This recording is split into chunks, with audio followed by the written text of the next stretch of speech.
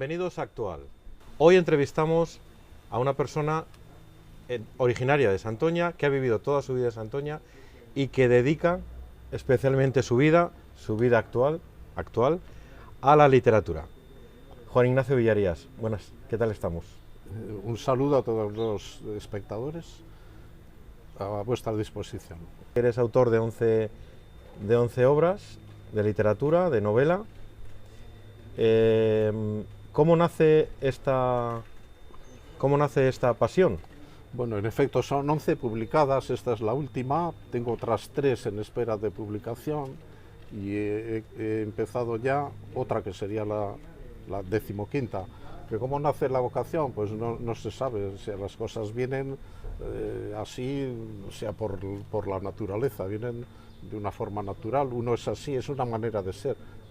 Yo soy así, esa es mi afición, eso es mi anhelo, ser escritor, ser novelista y de toda la vida, porque claro, o sea, nada más verme a mí y si decimos que vengo publicando una por año, pues hace 11 años publiqué la primera, a una edad ya bastante avanzada, entonces cualquiera podría pensar que lo mío es una vocación tardía, y no es así, sino que toda la vida, desde mis tiempos del instituto, he querido yo ser escritor, o sea, novelista más concretamente, pero lo que pasa es que entonces era muy difícil, por no decir imposible, buscar un editor, entonces había que mecanografiar, entonces no había ordenadores ni había impresoras, había que mecanografiar una novela entera, mandársela a un editor, el cual al cabo de 2 meses te la devolvía, y luego ¿qué haces? A otro y a otro, así ¿hasta cuándo? Entonces prácticamente imposible. Ahora hay muchas más editoriales que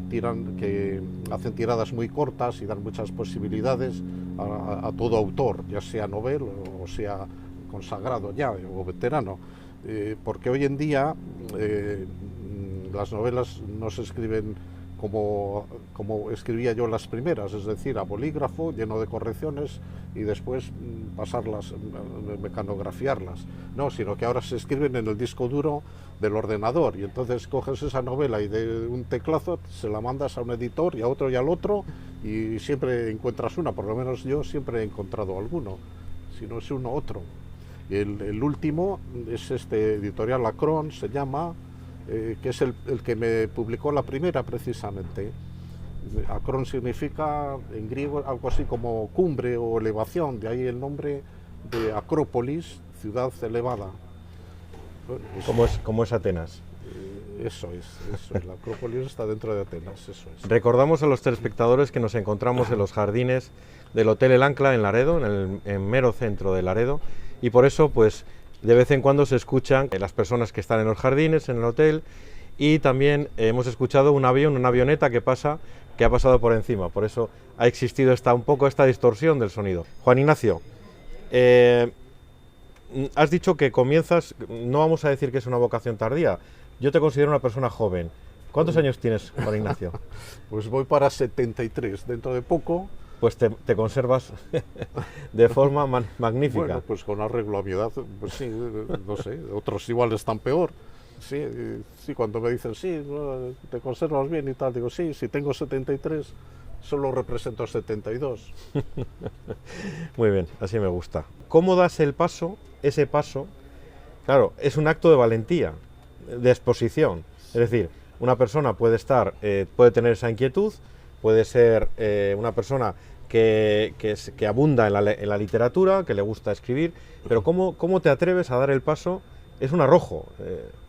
Cuéntame, ¿cuál fue el momento clave para saltar a...? No, es que saltar a la publicación de una obra literaria o no literaria, o de no ficción, que es como se dice ahora, no es un acto de arrojo y de valentía, ¿no? Porque el escritor permanece anónimo, quiero decir, no se da a la vista del lector, como puede ser el cantante o el actor que actúa de cara al público, ¿no? El escritor no actúa de cara al público, solo presta su nombre para poner en la portada y nada más. Por lo demás, no sé, pues la gente ve el libro, le lee si quiere leerle, le gusta o le deja de gustar, pero no se enfrenta directamente o físicamente con el autor, ¿no? Sino que permanece ahí donde quiera que sea, en su torre de marfil, en su casa, en su trabajo, en sus actividades y tal, y no se exhibe ante el lector, ¿sabes? Como si fuera un artista de variedades. Me he detenido en los títulos de las novelas publicadas y todas intentan buscar un retruécano, una especie de contradicción para llamar la atención, ¿puede ser Sí, así? bueno, no todas.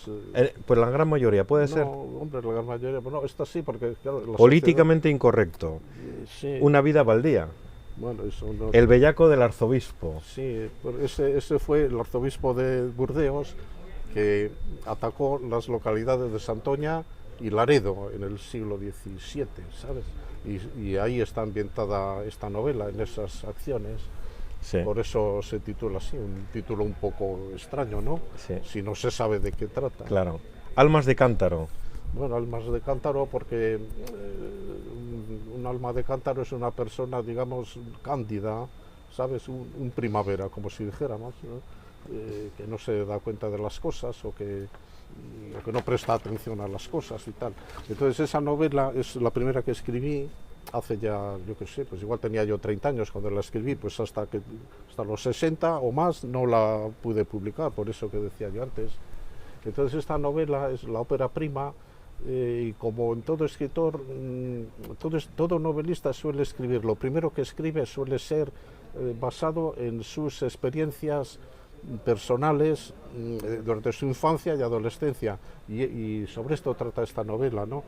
Los personajes son de ficción, pero se basan en otros reales y en hechos reales que ocurrieron en Santoña, y a diferencia de otras, en esta novela se cita con su nombre la localidad de Santoña, no como en otras que se oculta el nombre bajo otras denominaciones. Juegas con la ficción para que la novela tenga su evasión, ¿no? Su profundidad evadida de la realidad, ¿puede ser? Sí, algo así puede Algo ser, así. sí, sí, las cosas que se oían entonces, cosas que yo mismo presencié, personajes que yo mismo conocí, de los cuales muchos ya han fallecido, porque claro, hablamos de cuando yo tenía 15 años, pues estos igual tenían veintitantos, y bueno, con otros nombres, con otras apariencias, con otras descripciones, pero siempre basado en hechos ciertos. Esta novela, la primera, se basa en hechos reales.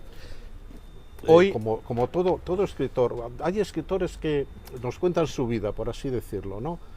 Todo aquello que presenciaron o que protagonizaron ellos incluso durante sus primeros años. Algunos no pasan de ahí. Por ejemplo, te voy a poner un ejemplo, Nada, de Carmen Laforet, nos cuenta su vida. Fue muy premiada, premio Nadal, me parece, fue muy editada, muy celebrada y tal, y a partir de ahí, ¿qué más hizo? Nada. Nada, sí, a requerimiento de los editores se escribió algo más, pero no valía para nada. O sea, básicamente... pues ha hecho cultura de su propio nombre, del nombre de su libro, nada, no hizo nada. Eso es, aparte de nada con mayúscula, nada con minúscula. Eso fue lo que escribió. Eso. Hoy queremos presentar a los telespectadores tu última obra, escrita, Sociedad Ilimitada. Bueno, la última publicada. Publicada. No la última escrita. Correcto. Eso es. Sociedad Ilimitada. Eso es. Este libro, nos hemos detenido a hacer una introspección en este libro y creemos que aborda de una forma amena, puede entenderse, amena, Se procura que sea amena. se procura que sea ameno,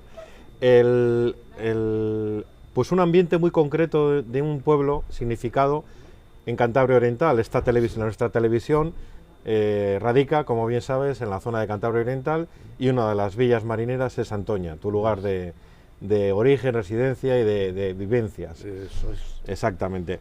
Entonces, Sociedad Ilimitada. Bueno, porque es que... ¿Por qué se llama así?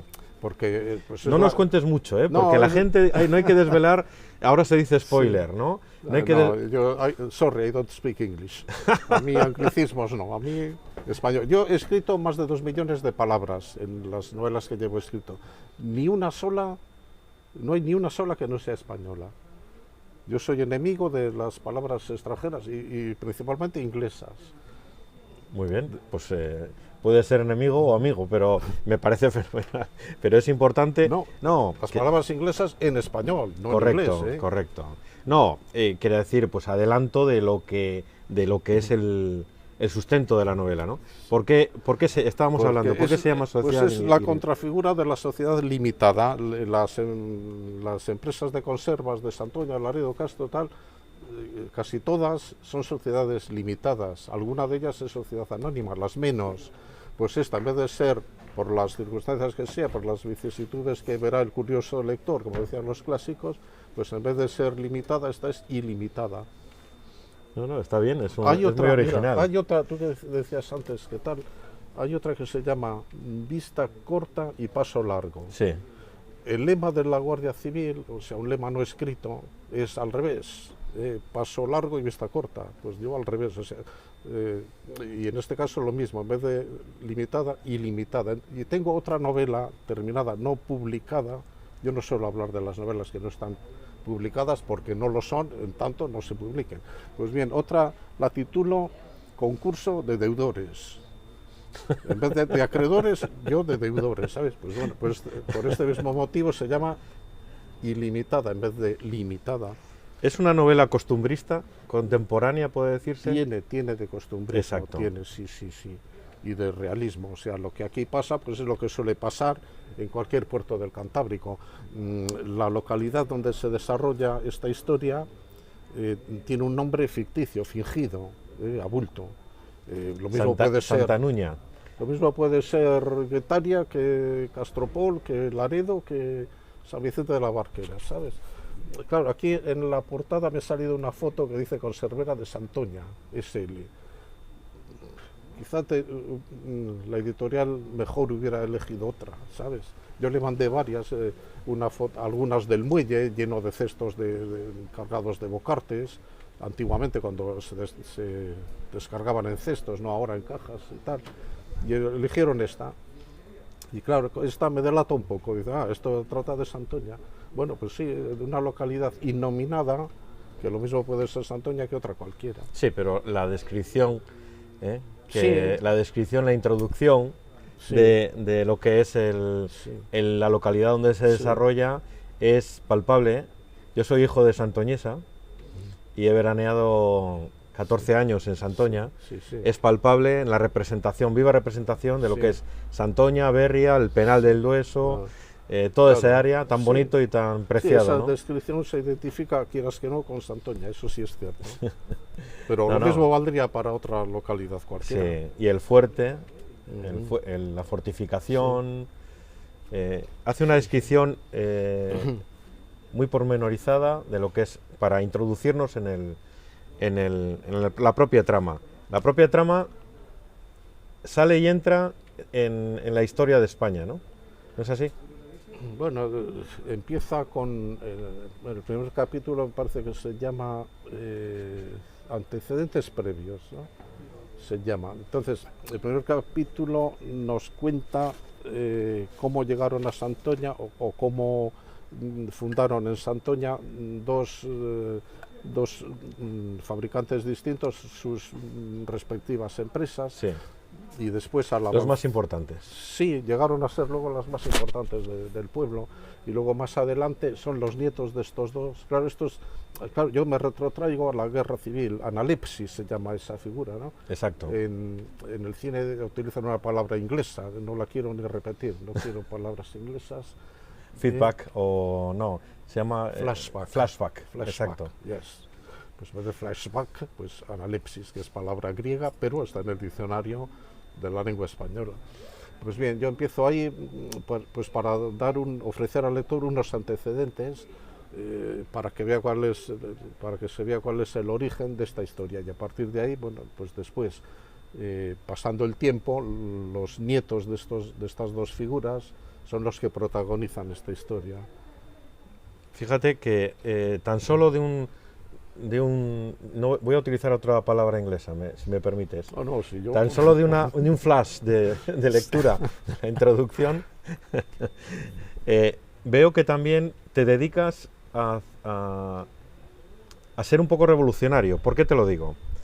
En tu pensamiento. ¿Por qué? Porque hablas tocas al poder, hablas del poder de los bancos, del poder económico, hablas del poder político, del poder de los ayuntamientos en cuanto a la mayor empresa, en cuanto a empleados, y hablas también de las diferencias y clases sociales, porque es algo que también Bueno, pues, redundas en ello. Sí, hablo Quiero de- decir que sí. también no es una crítica, No, pero sí que no. es una...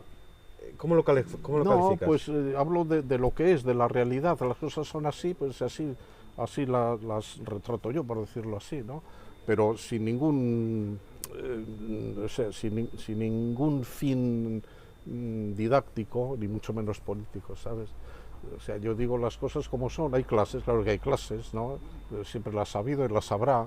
Hay obreros y hay empresarios. Pero eso no quiere decir que no debería haberlos y que está mal organizada la sociedad de ese modo, no.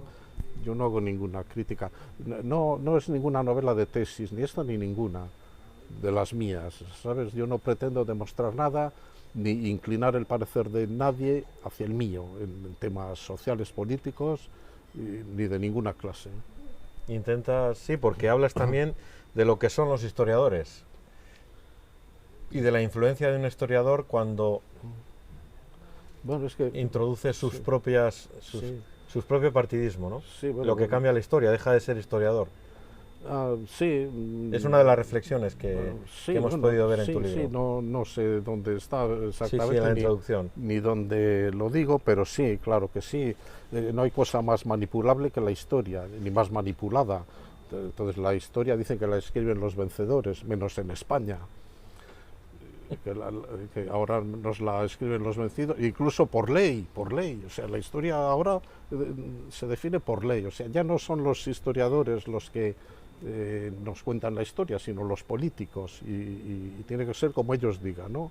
O sea, ahora los buenos son estos, los malos los otros. ¿Por qué? Porque lo diga quién. O sea, algo de lo más absurdo. Vamos a ver, la historia es como es y cada uno que la interprete a su manera. O sea, si alguien repasa la historia y se pone ideológicamente de parte de unos o de parte de otros, pues allá él que piense lo que quiera. Pero ¿cómo nos va a decir un gobierno o una cámara legislativa que tenemos que mostrar nuestra simpatía hacia un bando o hacia el otro? Vamos, es que eso es absurdo.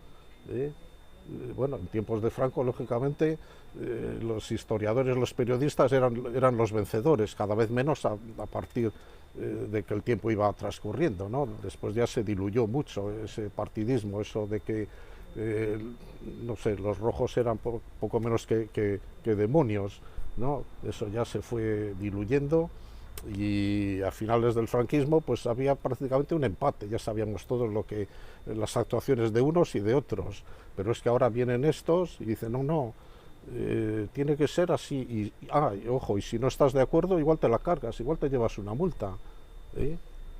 Ahora quieren penalizar la apología de uno de los dos bandos en guerra, entonces, o sea que si dices no, tú dirás lo que quieras, pero para mí los buenos son estos otros. Cuidado, no vayas a decir eso, porque igual te metes en un compromiso. Jugamos siempre con los sentimientos al final. Pero vamos a ver si... Los sentimientos también, los sentimientos o sea, de... Es que te decían antes, no, es que antes no había libertad, antes no se podía hablar, ahora vienen los libertadores, ya se puede hablar. ¿Cómo que se puede hablar? Se puede hablar lo que ellos digan.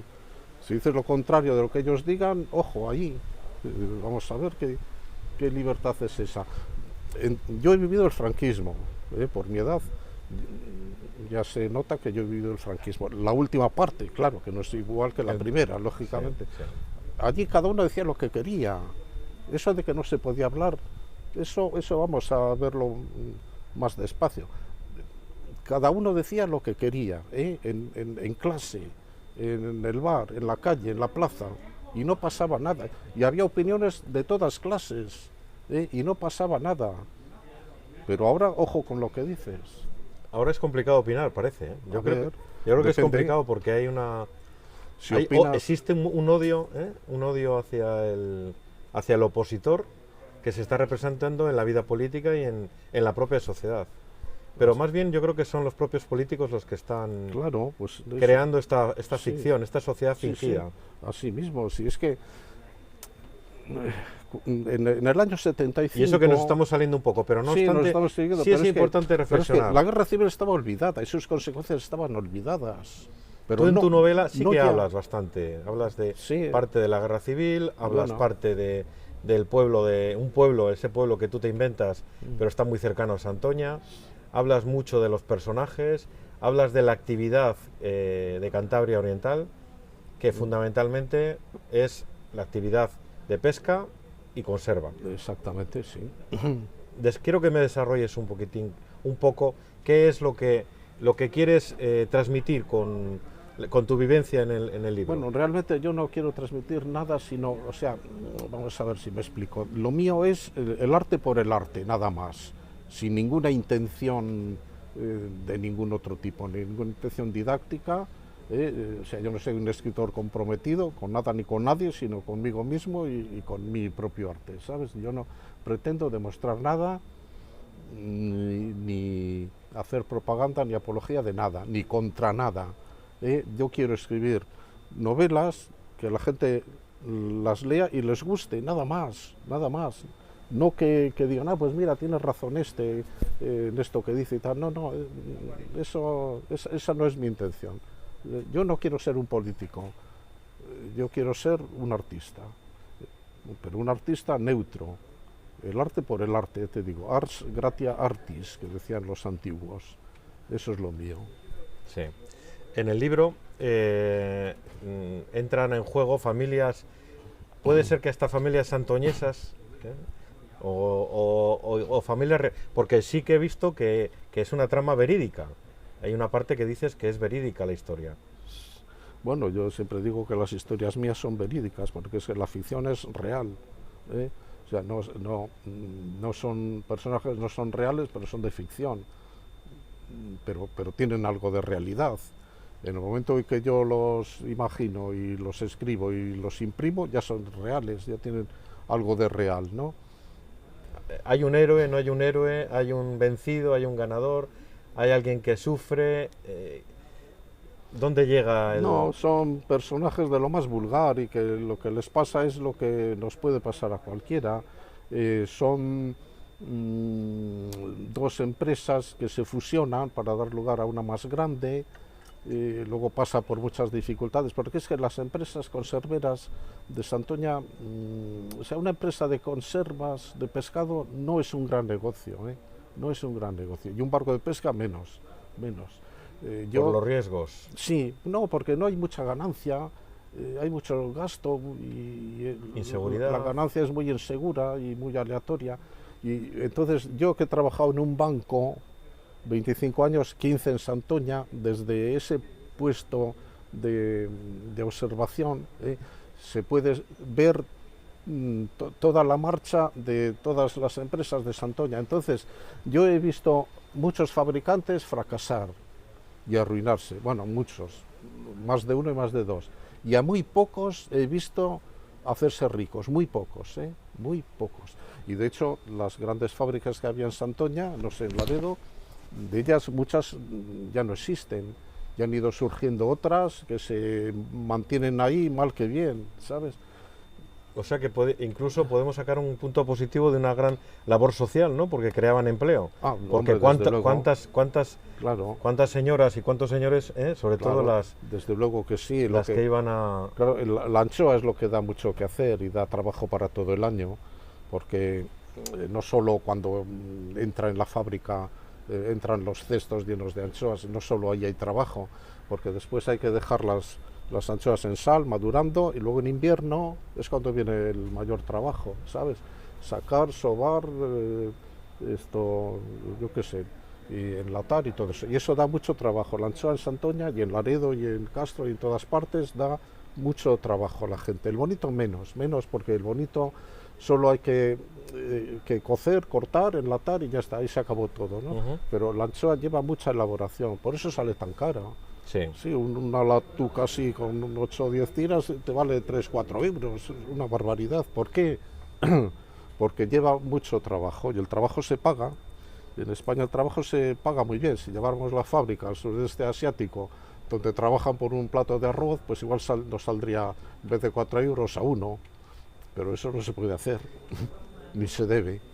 Recordamos que continuamos en los jardines del Hotel El Ancla con la entrevista que estamos manteniendo con Juan Ignacio Villarías, escritor de Santoña y escritor que nos ha ofrecido su versión de la literatura, y sus versiones también, e incluso hasta un poco políticas de su conocimiento actual, de la vida actual. Pero sí que, no, como es una persona polifacética, Juan Ignacio, no queremos dejar pasar la entrevista para hacerte pues ciertas preguntas respecto de la vida actual, ¿no? de la vida social y de lo que está aconteciendo en España, ¿no? Porque hay muchas, tú has sido político también, ¿no? Vamos a recordarlo. Estuve de concejal en Santoña una legislatura incompleta, además, porque yo pasé cuando dimitió otro que estaba antes que yo, en el partido UPCA, Unión para el Progreso de Cantabria, que es un partido políticamente neutro, no es ideológico, ¿sabes? No es de derechas ni de izquierdas en sus estatutos, luego en sus actuaciones eso es otra cosa, ¿no? Eso ya depende Pero a priori no había una inclinación política concreta. No, ni era socialdemócrata, ni lo es. No. Es un partido que solo pretendía fomentar la economía de Cantabria. Es un partido, el partido de las grandes obras, ¿no? De las grandes carreteras, puentes y Cabárceno, por ejemplo, el Parque de la Naturaleza Cabárceno se hizo bajo el mandato de este partido. O sea, es un partido para el progreso de Cantabria, su mismo nombre lo dice, es un partido progresista que busca el progreso, pero progresista de verdad, no como esos que se llaman a sí mismos progresistas y luego son los enemigos del progreso. Luego quieres hacer una carretera, no te pones más que pegas. Quieres hacer un puente, uy, qué una barbaridad, un puente aquí, ¿qué dices? Sí. No quieren ni poner los molinos esos de viento que generan electricidad, porque dicen que hace feo, impacto visual y esas tonterías, ¿no? Pero, bueno, este partido, como se atrevió a competir con los dos grandes del bipartidismo, pues ya sabes lo que le pasó. Le buscaron la ruina a Ormaechea, que es el fundador. En realidad es un partido personal o personalista de Ormaechea. Entonces, por unos anuncios que publicó en la prensa pagados con fondos públicos, después de un informe favorable de los servicios jurídicos, le metieron 15 años y inhabilitación total. Menos mal que tuvieron la decencia de indultarle y no meterle los 15 años. Vamos, o sea, en Andalucía han defraudado no sé cuántos miles de millones y ya nadie han condenado. Todavía. Ni condenan a nadie. Esperemos que haya condena, esperemos, ¿no? Porque sí que está todavía... No, condena yo creo que existe. Después de tantos años ya ni sé. Sí. Ya se harán viejos, los implicados se harán viejos y les dará igual que les condenen a 8 que a 80 años. ¿Estás satisfecho en tu paso por la política? Bueno, en realidad, mira, yo estaba solo en mi partido, ¿sabes? Estaba en el grupo mixto. Entonces yo no decidía nada, no, mi voto no era necesario para nada, ¿no? Primero el Partido Popular con Falange Española y el PRC tenían mayoría, a mí no me necesitaban. Luego hicieron una moción de censura, porque una del PRC se pasó, ¿sabes? ¿Esto en qué años fue? 2000, 2001, por ahí, no sé, por ahí, no me acuerdo bien. Y entonces los socialistas tenían mayoría también, no me necesitaban. O sea, yo era la oposición de la oposición, yo no pintaba para nada. Yo iba a los plenos, a las reuniones de las juntas informativas, votaba que sí, que no, según me pareciese, y no tenía ninguna influencia en absoluto para nada. Como te veo que eres un libre pensador y te honras de manifestarlo, ¿cómo está la política actual en Santoña? De forma local en Santoña. ¿Hay política, no hay política? La verdad es que estoy muy al margen y ni lo sé ni tengo mucho interés en saberlo. Yo sé que los socialistas con no sé qué otro partido, el PRC, uno independiente que se llama Santoñeses o algo así, forman mayoría y ahí andan. Yo no sé lo que hacen ni lo que no hacen. ¿Pero ves evolución en el pueblo? No. ¿Ves evolución? No hay... No. ¿Se ha estancado en...? Yo diría que sí. Sí, a pesar de que hay buenos presupuestos, ¿no? Bueno, pues hombre, eso sí, dinero sí manejan, no sé qué hacen con ello, pero sí manejan. Si nos fríen a impuestos a todos y luego yo no sé qué hacen con el dinero. Hombre, tienen 100 y pico empleados, que como se dice en esta misma novela, Sí. la mayor empresa de Santoña es su ayuntamiento. Sí. Vamos, es algo surrealista. Bueno, la mayor en realidad yo creo que es el penal. El penal, pero Sí. vamos, aparte de eso, y dentro del casco urbano, porque el penal está aparte, lo mismo que está en el término municipal de Santoña podía estar en otro, pero el ayuntamiento tiene más personal que la mayor fábrica de Santoña, y las hay grandes, Sí. Desde luego que ahora nuestra vida actual ha cambiado radicalmente a raíz de la pandemia, del COVID-19. Sí, el virus chino, vamos a llamarlo por su nombre, virus chino. ¿Cuál es tu opinión al respecto? A los chinos no les gusta que digamos virus chino, pero me da igual, que les guste que no. En los años 20, una gripe que no surgió de aquí, sino que vino de fuera aquí, la llamaron gripe española y la siguen llamando. ¿Y qué culpa tenemos nosotros? ¿Y por qué la llamaron español si no es española? Y ahora los chinos se molestan porque llamamos virus chino. ¿Cuál es tu opinión de la gestión que se ha hecho en España? Bueno, fatal. Bueno, yo tampoco estoy muy al tanto, yo no soy médico ni... No, pero como pensador, tú piensas igual que cualquier español. Sí. Y puedes tener tu opinión. Pues hombre, pues yo creo que peor no se ha podido hacer. Sí, el problema se atajó tarde y mal. Luego resulta que las máscaras no, si no hace falta poner máscaras. Y el mismo que decía que no, luego las puso obligatorias. Trajimos de China con 200 millones de euros por adelantado a través de una empresa que no tiene ni domicilio fijo, una empresa española, no tiene ni capital ni domicilio. Tardaron muchísimo en llegar, luego llegaron, resulta que no valían, o sea, como eso todo el cómputo de los fallecidos, el cómputo de la Bueno, en realidad los fallecidos son muchos más de los que dicen. Sí. Según dice cierta prensa, claro, hay periódicos que están enfrentados ideológicamente unos con otros, mientras unos apoyan al gobierno, otros están en su contra. Bueno, pues según cierta prensa son muchos más los fallecidos realmente que los que dice el gobierno, pero lo que sí es cierto es que en relación al número de habitantes, es decir, los contagiados relativos en España son muchos más que en cualquier otro país del mundo. En Japón, en Brasil hay pues no sé cuantísimos contagiados, cerca del millón y tal. Pero claro, Brasil tiene 200 millones de habitantes, entonces en relación con su población, en España son más todavía los afectados. Ahora en la actualidad sí que no vamos a dejarte ir sin hacerte una pregunta, que es en relación con los escándalos que están aconteciendo en la actualidad con la figura de la monarquía y de Juan Carlos I. Uy, esto en Te tienes que mojar. En cuanto al rey Juan Carlos I, yo no sé qué decir. La verdad es que no sé qué decir, no sé. ¿Te ha defraudado como persona? ¿Te ha defraudado como... ¿Tú te consideras monárquico? Sí. Monárquico y ahora ¿qué piensas de no, todo lo mismo. Es decir, como decía el presidente del gobierno, que ahí lo ha dicho muy bien, porque de vez en cuando hasta dice cosas bien dichas y todo, que se juzga en todo caso a la persona, no a la institución, no a la monarquía, sino a un rey o un ex rey. Entonces, lo que haya hecho este señor o dejado de hacer, que yo no sé lo que ha hecho y realmente me importa poco también, eso no tiene que ver para que aceptemos o dejemos de aceptar a la monarquía. O sea, yo hubiera querido para España otro tipo de monarquía, no una monarquía parlamentaria liberal, sino una monarquía tradicional, como quiso Franco. Si es que se puede querer lo que quiso Franco, si está permitido.